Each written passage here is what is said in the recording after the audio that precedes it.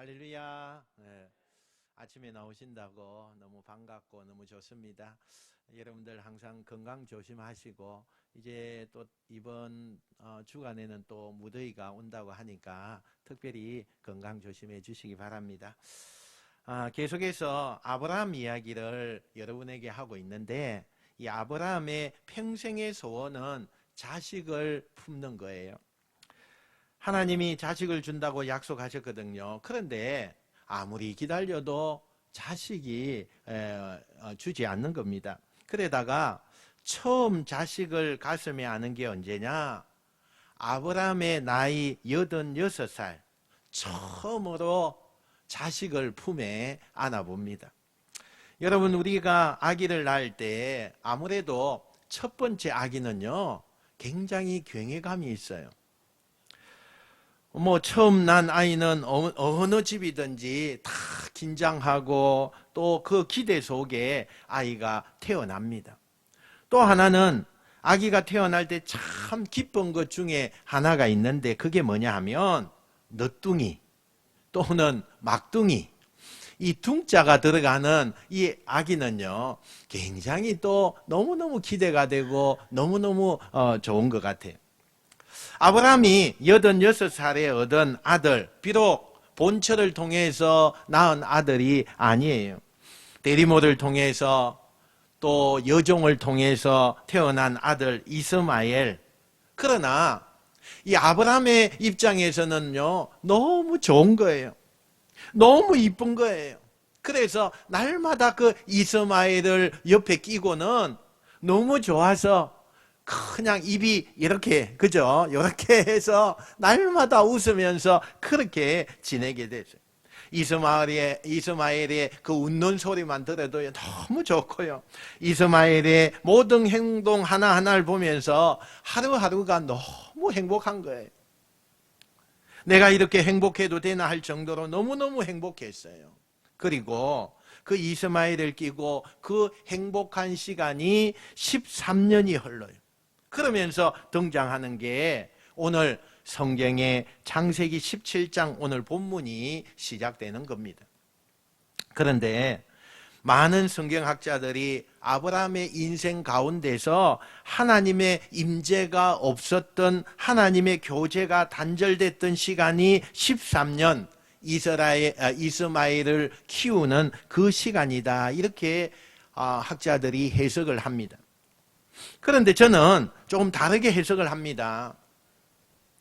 하나님이 정말 아브라함에게 임재를 안 하셔서 하나님과 아브라함 사이에 단절된 13년이 아니라, 사실 이 오늘 본문의 이 말씀은 아브라함에게 하나님은 예전처럼 계속해서 임재하시고 아브라함에게 말씀하시고 끊임없이 이야기하시는데, 아브라함이 세상의 즐거움에 빠져 살다 보니까, 세상의 소리가 너무 크다 보니까 하나님이 나타나시지 않는 것처럼 느껴지는, 하나님이 말씀을 해도 들리지가 않는, 아브라함에게는 여러 가지 이야기를 하나님이 하셨지만 아브라함의 귓가에는, 아브라함의 마음속에는 세상 즐거움이 너무 크기 때문에 하나님의 소리가 들리지 않는 기간. 어쨌든 간에 하나님과의 교제가, 하나님과의 커뮤니케이션이 단절되었던 것은 사실이에요. 그렇게 하나님 없이도 이스마엘을 끼고 있으면 영원히 행복할 것 같고 너무너무 좋아서 이 가정에 내가 다시 참 즐거움을 맛본다, 이렇게 이야기하는 그때 아브라함의 나이 99살이 되던, 그리고 자기의 부인 사레의 나이가 89살이 되던 어느 날, 그날은 전례 없이 정말 크고 묵직한 하나님의 음성이 아브라함의 심장에 강하게 두드리게 됩니다. 그냥 하나님께서 평범하게 말씀하시지 않고 그날만큼은 예전에도 없었던 아주 강하고 아브라함의 심장을 요동칠 만큼 하나님께서 크게 아브라함에게 나타나셔서 말씀하시는 거예요. 뭐라고 말씀하느냐? 오늘 1절에 보니까 너는 내 앞에서 행하여 완전하라. 여기 완전하라는 이 말은 하나님 앞에서 흠이 없어야 된다. 아브라함은 이 이야기를 들으면서 이해가 안 갔어요. 아니 자기는 하나님 앞에서 크게 잘못하게 산 적이 없어요. 그런데 왜 하나님이 갑자기 오셔서 가지고 너는 내 앞에서 더 완전해야 된다, 흠없이 살아야 된다, 이렇게 말씀하시는 걸까? 하나님이 그렇게 말씀하시는 이유가 있어요. 21절에 보면 하나님이 이런 계획을 가지고 있었어요. 한번 읽어볼까요? 시작. 내 언약은 내가 내년 이 시기에 사라가 내게 낳은 이삭과 세우리라. 아멘. 여러분, 지금 아브라함은 아들인 이스마엘이 13살짜리가 하나 있어요. 그런데 또 아들을 하나님께서 주시겠다는 거예요. 그런데 하나님이 주시겠다고 약속한 이삭이라는 이 아들은 그냥 아들이 아니에요. 하나님의 특별한 계획 속에 태어날 아들이에요. 어떤 계획이 있어요?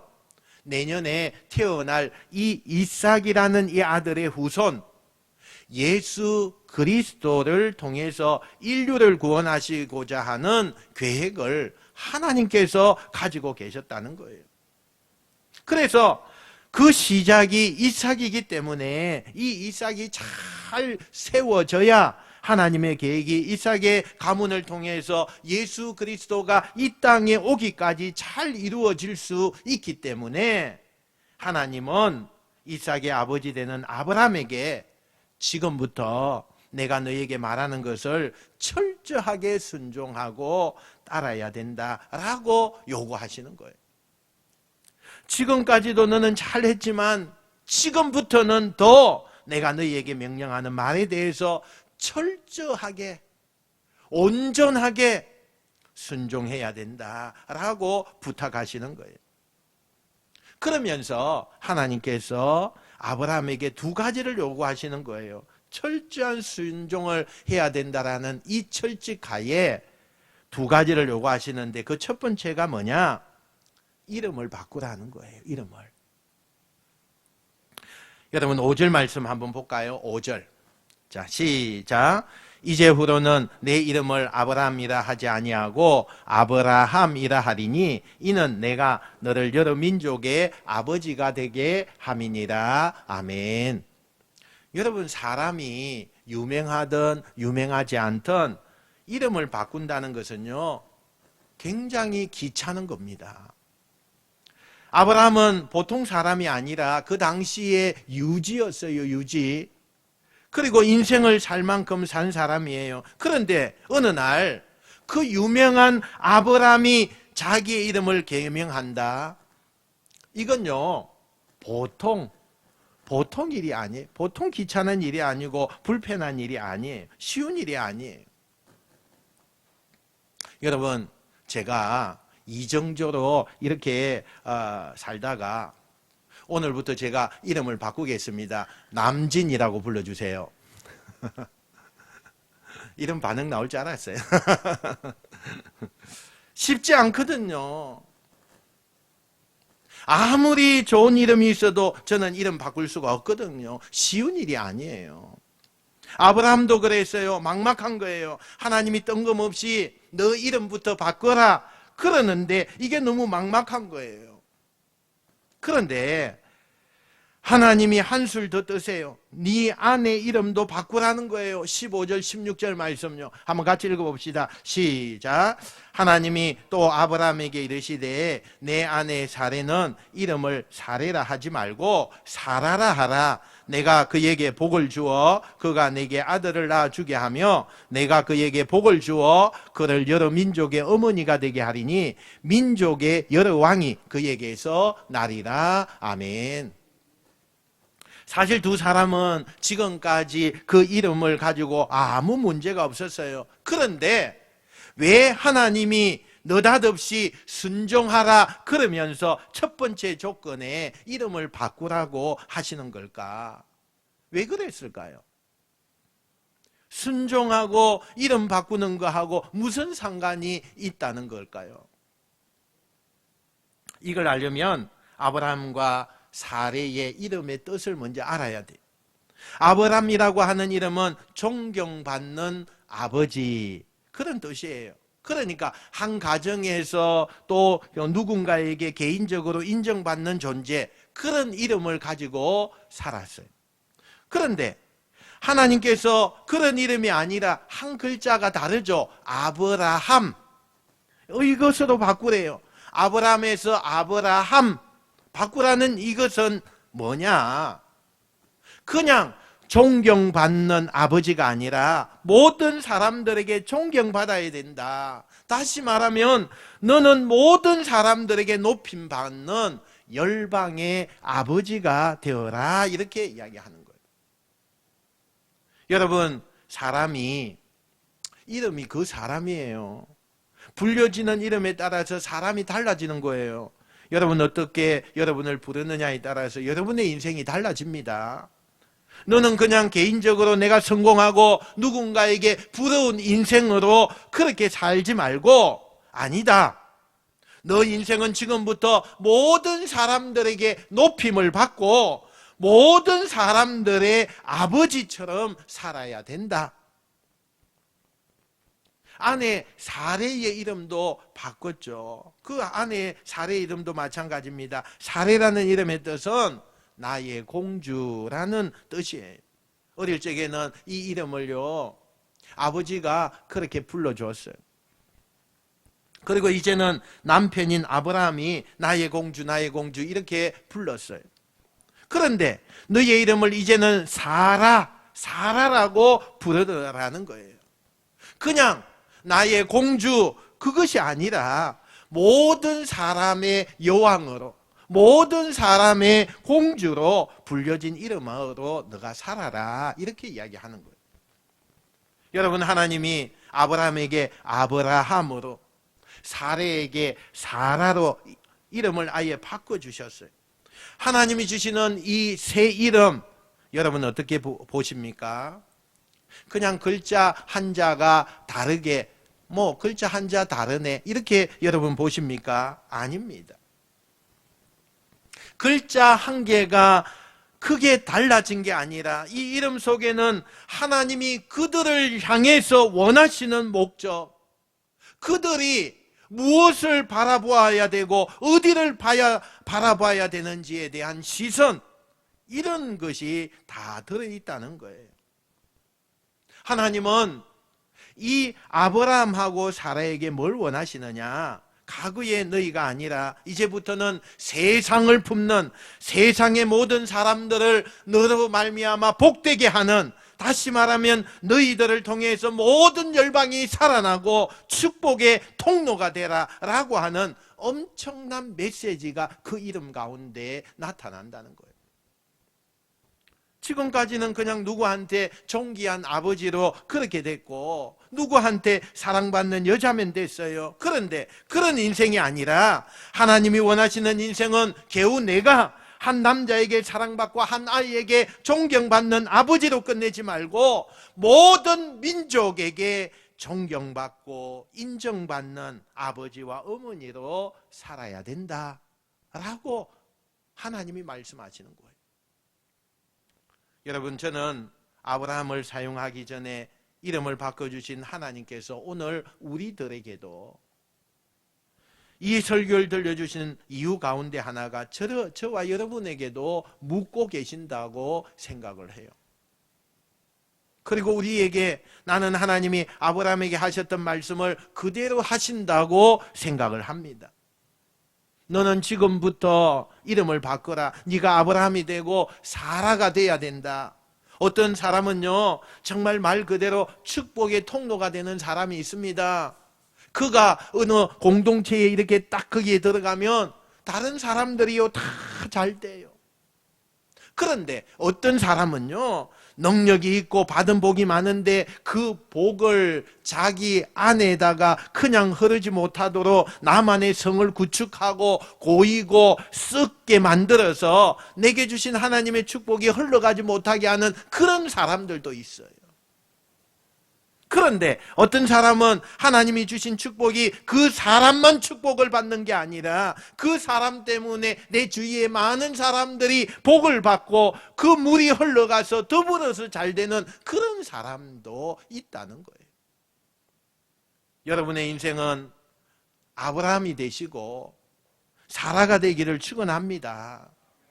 특별히 여러분의 자녀들이 그런 세대의 주인공이 되시기를 주님의 이름으로 축원드립니다.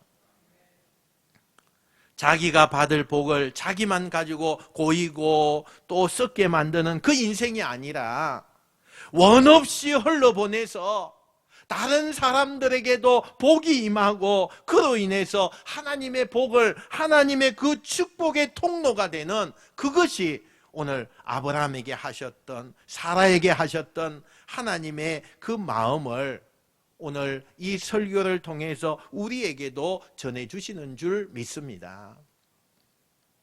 존귀한 자가 되어서 달려왔던 지난날의 과거, 한 사람을 위한 공주로 살았던 과거, 그렇게 살아야 잘 사는 것이라고 믿었던 이전 생각을 성령의 불로 다 녹이셔서 하나님이 바라시는 대로 새로워지는 저와 여러분 되시기를 주님의 이름으로 축원드립니다. 내년 이맘때쯤에 내 아내 사라를 통해서 내가 이삭을 줄 것이다. 이때요, 이 아브라함이 하나님 앞에 이런 마지막 인간적인 고뇌의 질문을 해요. 뭐라고 하느냐? 하나님, 자식을 준다고요? 너무 자식을 주는 것은 고마운데요. 근데 이미 얻은 이 이스마엘 아들, 얘 잘 키우면서 내가 살면 안 될까요? 이렇게 말해요. 정이 든 거예요. 첫 자식이기도 하고 비록 본처에서 몸을 통해서 나온 아기는 아니지만 이미 자기의 혈육이니까 이 이스마엘도요. 이 이스마엘을 잘 키우면서 살면 안 될까요? 이렇게 말했는데 하나님께서는 안 된다 그래요. 안 된다.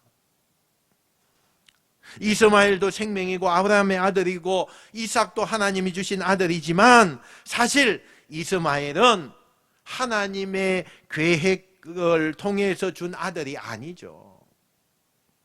인간적인 방법으로 자기들이 만든 아기지요. 아기가 생기지 않으니까 몸종을 통해서 여종을 선택해서 그 몸을 통해서 대를 잇기 위해서 대리모가 낳은 아들, 그것이 이스마엘이고, 이삭은 하나님이 원래부터 약속을 하셔서 원래 부인에게서 태어나게 하는 게 이삭이에요. 그러니까 인간이 자기의 계획과 자기의 힘을 가지고 만들어내는 아기하고 하나님이 주시는 그 아기하고는 다르다는 거예요, 여러분. 안 된다. 내 계획 속에 이삭을 통해서 이 땅을 구원할 것이다. 이렇게 하나님이 말씀하셨어요. 결국 아브라함이 순종을 합니다. 그리고 이때 하나님께서 두 번째 당부의 말씀을 해요. 그게 뭐냐? 오늘 내가 너하고 언약을 다시 한번 맺으려고 한다. 예전에 내가 맺었던 그 언약은 내가 너무 일방적이었어. 내가 이제는 너와 모든 민족, 너의 자손들을 위해서 내가 언약을 세울 것이다. 이것은 하나님이 아브라함에게 일방적인 약속이 아니라는 것을 말씀해요. 그런데 오늘 네가 나하고 하는 이 약속은 일방적인 약속이 아니라 너도 너의 후손들도 반드시 지켜야 되는 약속이다. 그러면서 곧바로 하나님께서 아브라함에게 지시를 내리십니다. 10절, 13절입니다. 한번 읽어봅시다. 시작. 너희 중 남자는 다 할례를 받으라. 이것이 나와 너희와 너희 후손 사이에 지킬 내 언약이니라. 너희 집에서 난 자든지 너희 돈으로 산 자든지 할례를 받아야 하리니 이에 내 언약이 너희 살에 있어 영원한 언약이 되려니와. 아멘. 여러분, 이 말씀은 뭐냐면 할례를 받으라 이렇게 하는 거거든요. 여러분, 할례가 뭐예요? 할례가? 이 할례의 단어적인 의미로 뜻은 어떤 거냐면 잘라내다, 그런 뜻이에요. 히브리어 말로. 그리고 요즘 여러분이 이해하기 쉽게 얘기하면 포경수술을 하는 거예요. 하나님이 할례를 받는 사람을 내 백성으로 그걸 내가 복으면서 징표로 삼겠다는 거예요. 여러분, 우리가 아주 중요한 계약을 하는 거 할 때 다 뭐 하고 나서 마지막에 하는 게 뭐예요? 도장을 딱 찍는 거 아닙니까? 이 도장을 찍으면 그게 정표예요. 이게 내 거라는 거예요. 내가 사인을 하면 그게요, 이제는 내게 되었다는 거예요. 하나님이 할례를 이렇게 받으면 이게 내 백성이라고 하는 징표로 삼겠다. 이것을 하나님께서 요구하시고 그걸 이스라엘 백성들이 들어야 된다는 거예요. 그러면 여러분, 하나님께서 많은 사람들 중에 내 백성을 구분하는 정표를 왜 하필이면 할례라는 것을 하게 하셨을까? 아니, 많잖아요.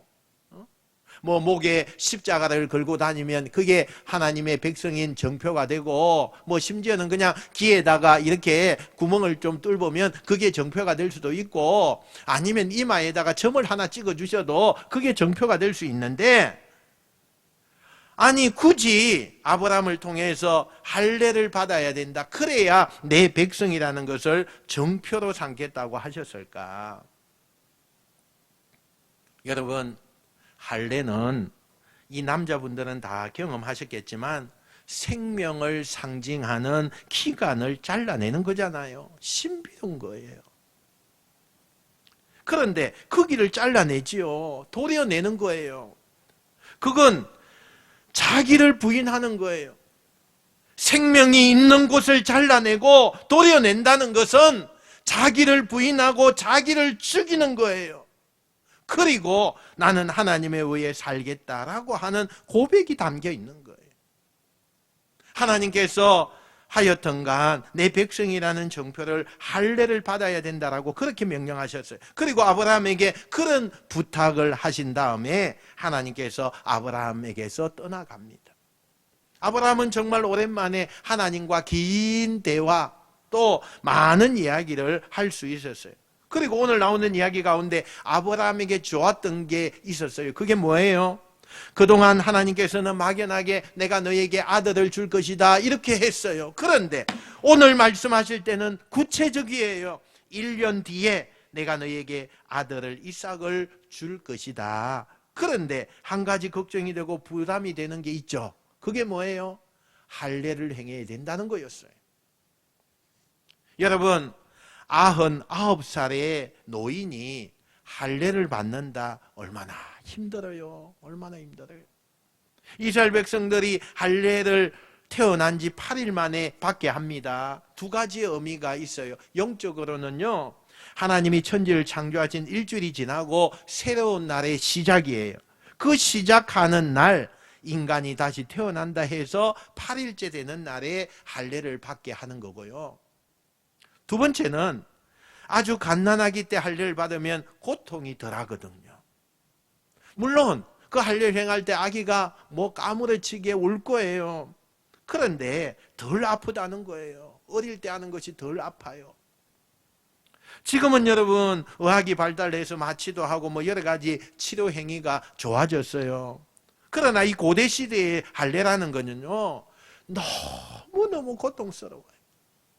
너무너무 오래 가는 거예요. 그런데 이런 걸 하라고 하니까 아브라함이 순종은 해야 되는데 이게 보통 문제가 아니에요. 어떤 문제가 있느냐 하면 막상 하려고 하니까 어떤 게 걸리는가 하면, 당시에 중동 지방은 농사를 짓는지 또 가축을 키운다든지 그렇게 하면 물이 굉장히 중요합니다. 그래서 어느 때든지 1년에 몇 번씩 비가 내리면 그 1년에 그 물을 다 저장해야 돼요. 뭐 있는 그릇은 다 가지고 가고 그 다음에 그 물을 저장할 수 있는 곳을 만들어 놓았다가 거기에다가 저장을 해야 돼요. 그래서 비가 온다 그러면 종들부터 시작해서 주인까지 후다닥 뛰어가서 그래서 그 물을 받아야 되는 거예요. 또 그 다음에는 여러분 뭐 어쨌든 하나님이 요구하시는 이 할례를 행하려고 하면 여러 가지가요 많이 걸려요. 뭐 맨날 며칠 꼼짝을 못해요. 그런데 농사를 지어야 돼요. 또 혹시나 적들이 쳐들어오면 남자들이 다 누워 있어요. 그러면요 그 적들에게 다 당할 수밖에 없어요. 그러니까 이런 생각을 하니까 하나님이 요구하시는 할례를 온전하게 하겠습니다 라고 금방 즉각적으로 순종하기가 현실적으로 어려웠다는 거예요. 아마 이때 아브라함이 하나님 앞에 순종은 하지만 좀 이렇게 장깨를 부린다면 어떻게 할 수 있을까요? 이번 주는 야, 너 종 여기부터 여기까지 너 종만 할례 받아. 그리고 그 종들이 다 나오면 그 다음에 야, 너 이쪽부터 여기까지 할례를 받아. 뭐 이렇게 구분해서 할 수도 있을 거예요. 이게 인간의 장깨잖아요. 하나님의 말씀에 순종은 하는데 기간이 좀 걸리겠죠. 인간의 장깨를 부려서 기간을 좀 늘리게 할 수 있겠죠. 그런데 여러분, 아브라함의 장점이 뭔 줄 아세요? 아브라함은요, 자기 생각과 자기 계획이 있을지라도 하나님의 말씀이 딱 임하면 즉각 순종하는 거예요. 순종도 두 종류가 있어요. 온전한 순종과요, 자기 생각이 개입된 순종이 있어요. 아브라함은요 장깨를 부리지 않아요. 그냥 그런 현실적인 어려움이 있을지라도 오늘 성경 23절에 보니까 한번 읽어볼까요? 23절 시작. 이에 아브라함이 하나님이 자기에게 말씀하신 대로 이날에 그 아들 이스마엘과 집에서 태어난 모든 자와 돈으로 산 모든 자 곧 아브라함의 집사람 중 모든 남자를 데려다가 그 포피를 베었으니, 다 그냥 현실적으로 이런저런 거 생각하지 않고 하나님이 하라고 하니까 다 불러다가 다 수술을 시켜버린 거예요. 여러분, 아브라함이라고 현실적인 고민, 현실적인 문제 없었을까요? 많았죠. 많았어요. 그런데 아브라함은 온전하게 하나님의 말씀에 순종하는 거예요. 그러니까 우리는 하나님 앞에 우리가 신앙생활 하면서 결국 하나님이 원하시니까 그렇게 할게요 라고 하지만 우리는 지체하죠. 지금 즉시 순종하는 게 아니라 거기에 내 생각 조금 이렇게 버텨보고 인간의 깨와 방법들을 도입해보고 그리고 내 생각을 가지고 설득해보려고 하고, 그러면서 결국은 하나님의 그 앞에 순종은 하지만 그 순종이 온전한 순종이 아니에요. 겉으로 순종하는 것 같지만 거기에는 인간의 생각, 내 장깨, 내 계획 이런 것들이 개입되는 거예요. 그런데 아브라함은 안 그래요. 이번 주는 이만큼 하고 다음 주는 이만큼 하고 이렇게 해도 될 텐데 그렇게 하지 않아요. 하나님이 원하시는 거니까 이런 것 저런 것 계산하지 않고 온전하게 하나님이 원하시는 대로 다 할례를 했다는 거예요. 여러분, 우리 자신을 돌아보세요. 우리는 하나님 앞에 예배하고 하나님의 백성이 돼서 신앙생활을 한다고 하면서 우리의 삶의 자리에 과연 아브라함과 같은 내 생각을 접어두고 하나님 앞에 온전한 순종을 하고 있는지 우리 자신을 돌아볼 필요가 있는 거예요. 인간적으로 바보 같죠. 믿지 않는 사람들이 손가락질 하죠. 그러나 그 하나님의 말씀 앞에 온전히 순종하려고 하는 아브라함을 하나님이 보실 때 허무하게 보시는 거예요. 하나님의 예정된 계획을 진행하는 것으로요, 오늘 창세기 17장 이야기가 막을 내립니다. 지금도 우리가 살아가는 세상은 내 것을 빼앗기지 않기 위해서 몸부림을 칩니다. 그리고 사람들은 그런 사람들 가리켜서 성공한 사람이다, 능력 있는 사람이다, 그렇게 이야기합니다.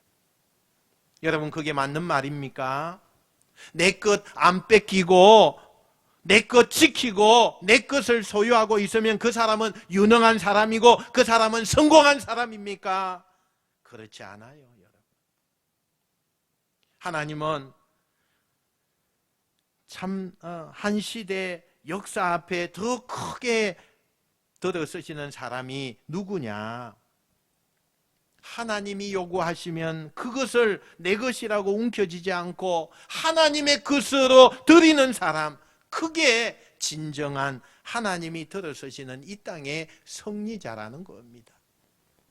왜 하나님께서 아브라함에게 너만 할례를 받지 말고 네 종들도 할례를 하라고 했을까요? 여기 굉장히 중요한 의미가 담겨 있어요.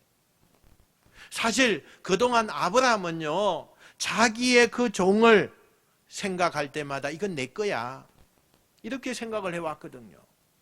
그 당시의 문화가 다 그래요. 왜? 종은요, 하나의 소유물이에요. 재산이에요. 그 사람의 재산이에요. 인간이 아니에요.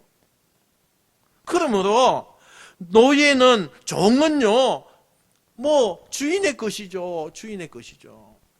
그런데 하나님께서 그 돈으로 산 내 소유임에도 불구하고 뭐라고 하느냐? 네 종들도 할례를 받아라. 여러분, 이렇게 되면 이 종들은 이제 내 것이 아니라 하나님과 언약을 맺는 하나님의 백성이 되고 하나님의 것이 되는 거예요. 그동안 이 종들은 다 내 것이라고 생각했어요. 이 종들에게 할례를 받게 하면 하나님의 것이 되고 하나님의 백성이 되는 것이니까 내게 아닌 거예요. 하나님이 뭘 원하시는 거예요? 내 거라고 생각하는 것을 내려놓으라는 거예요. 여러분, 아브라함에게 이 종들이 내 것이라고 생각이 됐다면 우리에게 오늘 이 시대에 내 것이라고 생각하는 게 무엇이 있습니까? 여러분의 생명, 자녀, 여러분의 돈, 명예, 정말 여러분의 겁니까? 이건 내 거야! 정말 그렇게 생각하십니까? 하나님이 그걸 내려놓으라는 거예요. 그것까지도 하나님 앞에 할례밖에 내려놓을 수 있느냐고 우리에게 지금 묻고 계신다는 거예요. 네, 주님 그렇습니다, 내 것입니다라고 생각하는 사람은 못 내려놓지요. 절대로 못 내려놓지 못합니다. 그러나 맞습니다, 내 것이 아니라 주님의 것입니다라고 인정하는 사람은 그게 돈이든 명예든 권세든 어떤 것도 하나님 앞에 내려놓을 수가 있어요. 하나님은 이걸 원하시는 거예요. 이게 되는 사람은 하나님이 들어서시기 시작하겠다는 거죠. 여러분, 모세가 언제부터 하나님 앞에 쓰임받았습니까? 나는 하나님의 것입니다라고 인정한 뒤부터 위대한 지도자가 돼요. 사도 바울도 이렇게 말합니다. 우리가 다 주의 것이로되, 이렇게 말하고 위대한 사도 바울이 됩니다. 우리는 내 것을 안 뺏기려고 힘을 꽉 주고는, 이거는 안 뺏기려고 내 손에 힘을 잔뜩 주면서 입으로 뭐라고 말하느냐? 하나님, 내가 쓰임받기를 원합니다. 여러분, 모순이 있는 거 아닙니까? 오늘 우리가 해야 될 일이 있어요. 이 손에 힘을 빼세요. 내 것이라고 생각했던 그것을 모두 하나님 앞에 힘을 빼고 다 하나님의 겁니다. 내 것은 없습니다. 내가 내 스스로 비고빈 인생이 돼야 하나님이 성령의 충만한 은혜를 내게 채우실 거 아니에요, 여러분. 두 손에 힘을 꽉 주고 내 머릿속에 생각과 영적인 것은 욕심으로 가득 차고 뺏기지 않으려고 하고 경쟁해서 이기려고 하고 조금도 용납하지 못하는 그런 걸 가지고 있으면서 앞으로는 하나님 앞에 내가 쓰임받기를 원합니다, 이렇게 말하면 과연 하나님의 것이 채워지겠습니까? 내 속사람부터 내 영혼과 내 손을 다 비고빈 인생으로 만들어서, 그렇습니다, 하나님. 내가 사는 것도 하나님의 은혜고 내가 여기 온 것도 하나님의 은혜입니다. 다 하나님의 것입니다. 이렇게 말할 때 하나님은 내 인생을 채우시고 나를 마음껏 사용하시지 않겠어요? 아무리 좋은 금속도 완전히 녹아져야 새로운 작품으로 태어나는 거예요. 아무리 좋은 사람도 학벌도 좋고 배경이 좋고 그가 살아온 인생의 과거에 화려할지라도 하나님이 그 인생을 들어서시려면 내가 살아왔던 삶의 방식을 완전히 녹여서 새롭게 하나님 앞에 거듭나야 돼요. 그래야 하나님은 그런 인생을 비로소 사용하시기 시작합니다. 오늘 두 가지를 놓고 여러분 고민하세요. 나만을 위해 살던 과거, 내가 최고고 나 하나 잘 되기 위해서 남이 어떻게 되든 상관없는 그런 인생을 살던 내 과거를 완전히 녹이고 내가 잘 되는 것만 아니라 나로 하여금 더 많은 사람이 잘 되게 하는 축복의 통로가 되겠다고 다짐하세요. 이건 내 거니까 뺏기지 않을 거야 라고 움켜쥐었던 힘을 꽉 주고 절대 뺏기면 죽을 것 같은 몸부림치던 내 인생에서 그것이 무엇이든지 간에 힘을 빼고, 그렇습니다. 잡는다고 다 내 것이 아니고 움켜쥔다고 다 내 것이 아니고 다 하나님의 것입니다. 이렇게 하나님 앞에 맡기고 드릴 때 그 하나님의 흐름에 나를 맡기면 당장은 내 마음이 불안이 올 수도 있지만 결국은 그 사람이 하나님 앞에 축복의 주인공이 될 것이고 하나님이 들어쓰시는 아브라함의 인생, 사라의 인생이 될 줄로 믿습니다.